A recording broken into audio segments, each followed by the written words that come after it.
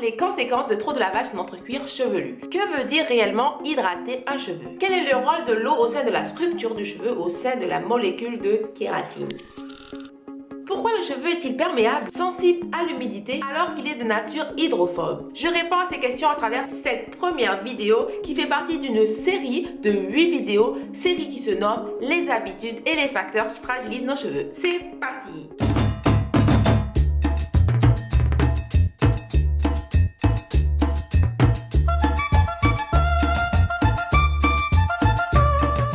Lorsque je parle de lavage, je sous-entends avec un produit, une substance capable d'enlever ou d'absorber le sébum qui s'accumule au fil du temps sur notre cuir chevelu et forcément enlève aussi le sébum de ta tige capillaire. D'ailleurs, il n'y a pas que le sébum qui s'accumule au fil du temps sur notre cuir chevelu, sur nos cheveux, il y a aussi des particules de poussière, de la pollution, nos divers produits, etc.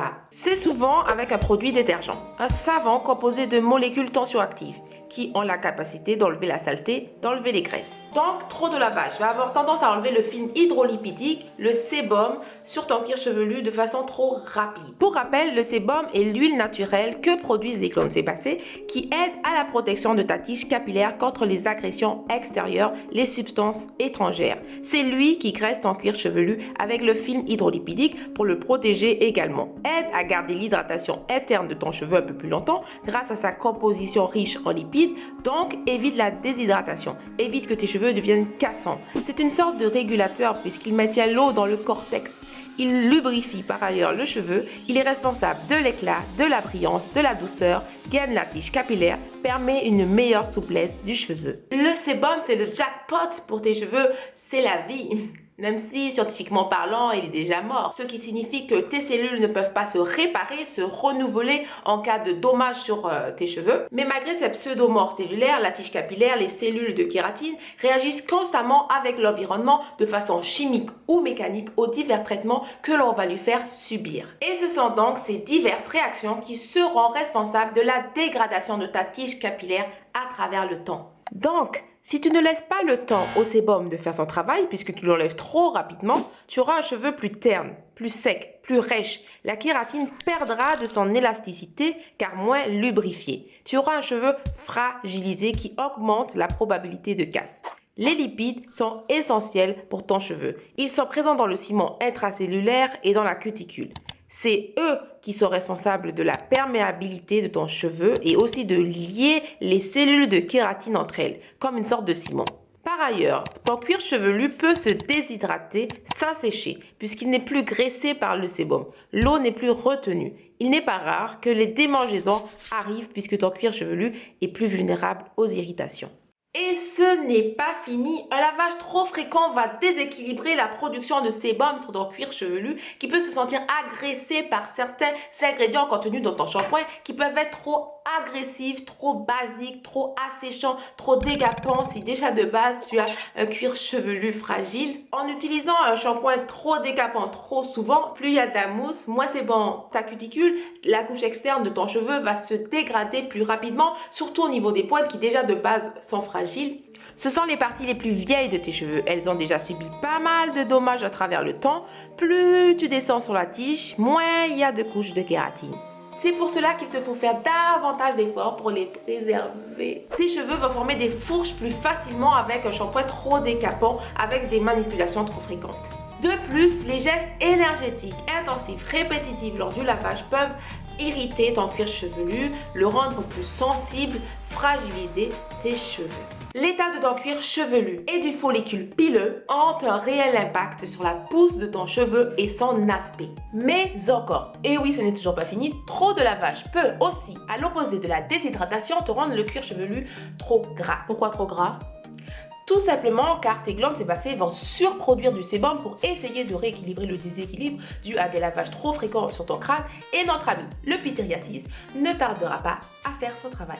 Tu sais, le petit champignon responsable de l'apparition des pellicules. Ah, les pellicules grasses. Accompagné souvent de démangeaisons car la circulation sanguine sous ton cuir chevelu est perturbée. Bon à savoir. plus le cheveu est bouclé, plus le sébum a beaucoup de mal à se répartir, à glisser sur ta tige capillaire. Il ne peut pas profiter de tous les bienfaits du précieux sébum. Il est donc plus sujet à la casse, il est beaucoup plus rêche au toucher, beaucoup moins souple, plus vulnérable aux facteurs extérieurs. C'est un cheveu plus fragile. C'est comme ça, on ne choisit pas la forme de son follicule pileux. De la même façon, où il y a certaines personnes qui sécrètent du sébum de façon excessive, hyperséborée. Certaines personnes sécrètent naturellement peu de sébum, hyposéborée. Si c'est génétique, faut faire avec, c'est la vie. On pourra toujours trouver des moyens de diminuer le truc, mais on fait avec, c'est la vie. Si ce n'est pas génétique, les causes peuvent être multiples. Le stress, la fatigue, déséquilibre alimentaire ou hormonal, l'âge, parce que l'on sécrète de moins en moins de sébum avec le temps. Le soleil, non, c'est par là la lumière. Les produits chimiques, les produits inadaptés, l'environnement, les habitudes, etc. C'est très bien que tu te sois abonné. Je me suis pas abonnée. Car on va aborder tous ces facteurs qui assèchent, fragilisent nos cheveux à travers cette série de 8 vidéos. On est mal barré, t'as mis plus de mois à sortir la première vidéo de la série. J'étais en Angleterre pour essayer d'améliorer mon anglais. Procrastinatrice. Enfin bref, ne t'inquiète pas, avec une bonne routine capillaire, une bonne compréhension du cheveu, l'on peut neutraliser cette histoire de manque de sébum. Les doigts dans le cheveu. Non, non, non, non. Petite parenthèse, le cheveu crépus est le cheveu le plus fragile de tous les cheveux, car il est très frisé et nécessite donc une attention particulière, des soins adaptés, plus riches au niveau de la composition lipidique en agents hydratants. Pourquoi tu fais ça? Je sais pas. Il est encore plus fragile par temps sec lorsque le taux d'humidité est bas dans l'atmosphère. Ce n'est pas pour rien si la plupart des personnes qui ont des cheveux crépus dépensent près de 5 fois plus dans des produits exclusivement capillaires. Et ce n'est pas pour rien non plus qu'il y a un immense business qui prend de plus en plus d'ampleur autour de la cosmétique ethnique, surtout ces dernières années avec l'apparition du mouvement Nappy. Et là, je parle surtout de la cosmétique afro. Car oui, il y a un véritable besoin. Un besoin de savoir comment prendre soin de ses cheveux, un besoin qui est fortement présent. Je m'en suis rendu compte grâce à mon sondage sur l'entretien des cheveux crépus, frisés, bouclés. Fin de la parenthèse. Ensuite, parlons de l'eau. Y a-t-il des conséquences particulières d'une utilisation trop fréquente de l'eau sur nos cheveux? Et d'ailleurs, comment l'eau se comporte-t-elle avec la matière morte de nos cheveux? Quel est son rôle au sein de la structure du cheveu? Que signifie réellement hydrater un cheveu? Déjà, de par ma propre expérience et sur mes cobayes, quand s'entend, j'ai commencé à me poser des questions sur l'influence de l'eau sur nos cheveux. Plus j'aspergeais mes cheveux d'eau, plus mes cheveux étaient pires que de la paille. C'était le Sahara. Valait mieux ne pas trop faire de mouvements dans ce désert si je ne voulais pas que cela me soit fatal. J'ai compris grâce à de nombreuses heures de recherche, de tests aussi, que l'eau apportée via notre spray, via les cosmétiques, n'a aucune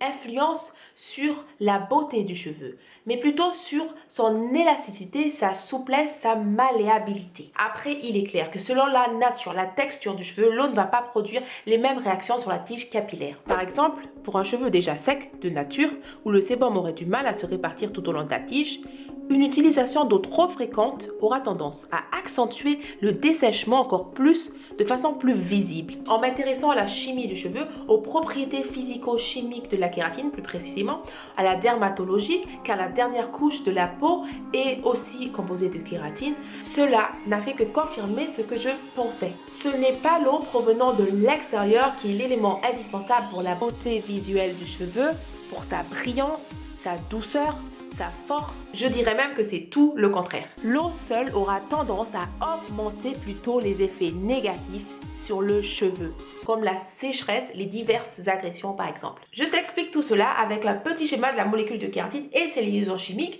car lorsque l'on comprend les différentes liaisons chimiques au sein de la molécule de kératine et l'influence de l'eau sur celle-ci, l'on peut comprendre comment l'eau agit sur nos cheveux, puisque le cheveu c'est 95% de kératine, voire 97%. Les liaisons chimiques au sein de la molécule, oui, c'est presque impossible de ne pas parler de chimie si tu veux comprendre le fonctionnement de certaines choses de ce monde. La chimie est partout. La science est essentielle pour comprendre si certaines actions ont une influence sur ta chevelure, si certains produits aussi ont une influence sur ta chevelure. Je pourrais te dire direct, bon, l'eau c'est pas tampante pour l'apparence de ta chevelure. L'eau seule ne peut pas hydrater ton cheveu. Balance ton vapeau, mets des beurres végétaux, des lipides, des laits capillaires, des actifs hydratants si tu veux vraiment hydrater ton cheveu. Salut, bye bye, à la prochaine. Je pense que la majorité des personnes déjà vont me prendre pour une fêlée, mais aussi veulent avoir une explication cohérente du pourquoi, du comment. Bref, voilà pourquoi je te donne des explications en profondeur dans le but de te donner des pistes pour prendre soin de tes cheveux plus facilement et donc de façon cohérente puisque tu auras une meilleure compréhension du sujet. C'est parti pour le schéma. Quel est le but de la mission? Trouver la molécule de kératine. Pourquoi? Parce que le cheveu est composé de 95% de kératine et donc il faut comprendre avant toute chose comment la molécule de kératine interagit avec la molécule d'eau et logiquement on comprendra comment notre cheveu se comporte avec l'eau. En partie. Dun, dun, dun, dun, dun. Dun, dun, dun, dun, dun, dun, dun, dun, dun, dun.